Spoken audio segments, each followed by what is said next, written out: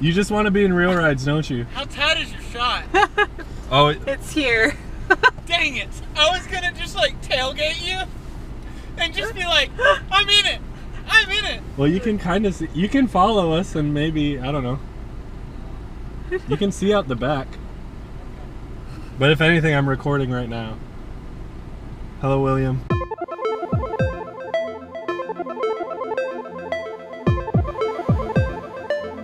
What's up, everyone? Hey guys. It's Memorial Day today, and we are headed to see the new installment into the Star Wars saga, Solo. Pretty excited. Yeah, I've been pretty psyched about it ever since like they released the first trailer, since they've been talking about it forever ago. I can't wait to see how the tone of this movie is going to be specifically catered to Solo's character. My expectations aren't super high for this movie. I think it's going to be good. Another thing that I think is cool that Disney's doing is they're taking little things that we've heard of in the original trilogy.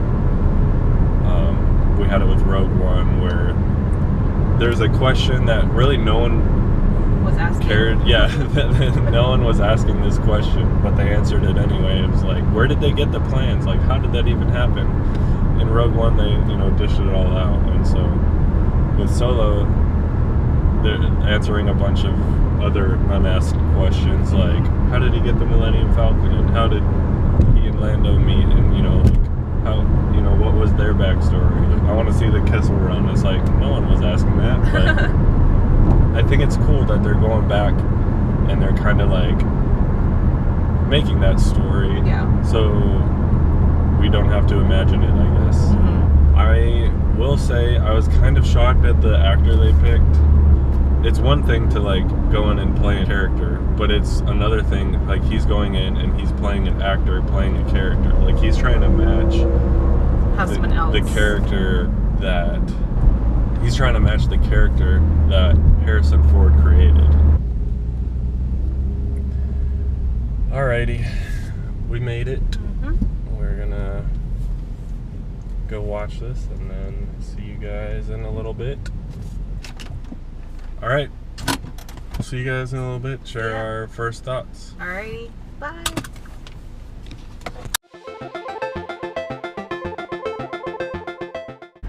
Alright. We just got back in the car after watching Solo, Star Wars Story. And what did you think? I was pleasantly surprised. I had some expectations of how like things were gonna be. So we knew like, okay, we're gonna see how Han Solo like acquires the Millennium Falcon, who Lando Calrissian is, and like where he came from. Which, by the way, we never talked about like how like Donald Glover is playing Lando Calrissian. He was awesome. He was great. The fact that he played him so well, like I felt like I'm like, no, that is a young Lando Calrissian. And Han Solo, like the guy that played him, he met or maybe went over my expectations. Like it was pretty good. I really enjoyed him as Han Solo. I think he did a good job taking just different ways that Harrison Ford made Han the character he was, and like alluding into his performance, but not without being like, I'm trying so hard to be Harrison Ford playing Han Solo. So I don't know what other people would have expected from him. I thought he did a good job. Like his humor was there, and his like balance of being serious and being like witty and saying things when it's like totally inappropriate to say things. I thought that was great.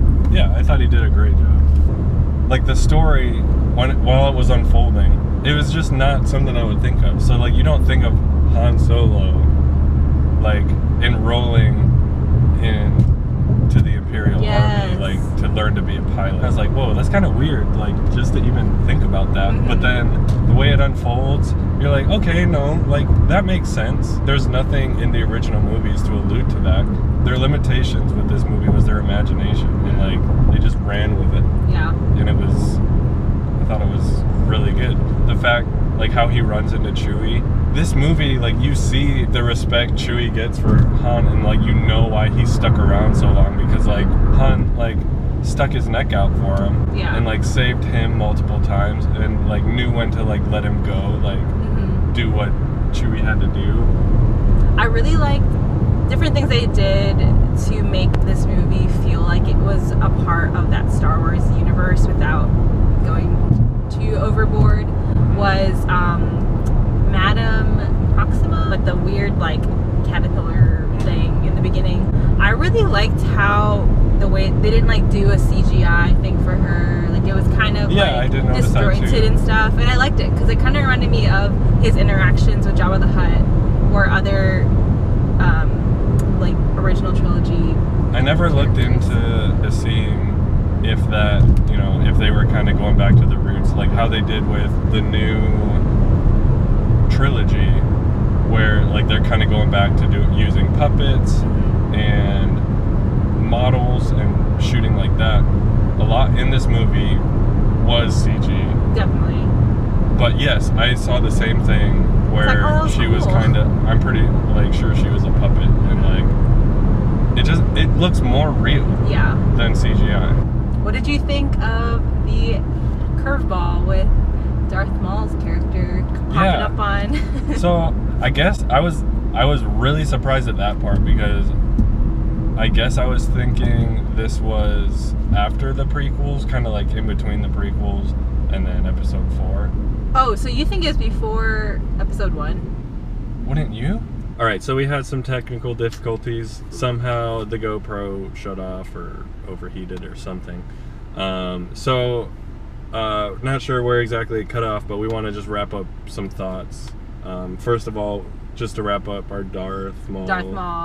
This definitely, argument. I think this definitely happened between episodes 3 and 4, and not before 1, because I think he's much older and he's starting his own thing. So this could start a new Darth Maul story.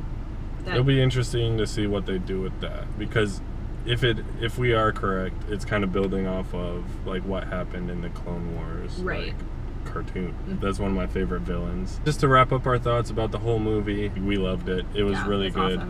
Awesome. It was well paced. It had, you know, all the action you wanted, all of the Star Wars canon in there. And we talked about the soundtrack and how that was just amazing. It was definitely worth the watch, and I hope you guys can catch it while it's still in theater.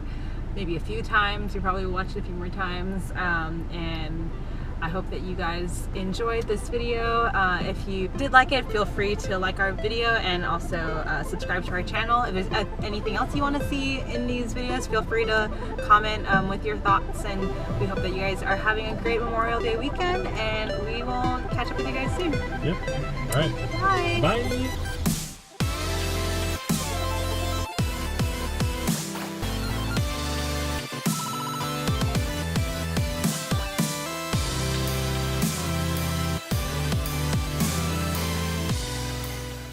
You want to hop in? No. This is... Wait. Where's the door lock on there again? Oh, here. Oh yeah, I forgot it's in the middle. Oh boy. So this would just be a wild card. Okay, so... No, so I was saying Solo. No. So, hold on. The spoilers, though. The thing Did you know that... And then that's when you cut it. Well, it cut when you were like halfway up Zorn. Yes. So we were trying to like figure out how to... We're trying to wrap it up. So we'll be out in a second. This is what happens when your friends do YouTube. It's here. Do you want the key to the house? No, it's fine. Here, I have mine. Here, go let yourself in. No, it's fine. I used to sit there and be quiet. I'm gonna, no. Yes, please. No. Just a hard cut edit. No. And then there's just a guy in the back who doesn't make eye contact. Guys, that's Will Hogg. But for reals. Okay, I'm getting out of the car. We're gonna wrap it up. It'll be like 1 minute. It's gonna be about 5 minutes. I'm gonna sit over there on that stoop. Nope. Stoop, kid. Refuse to leave us. No, you can go inside.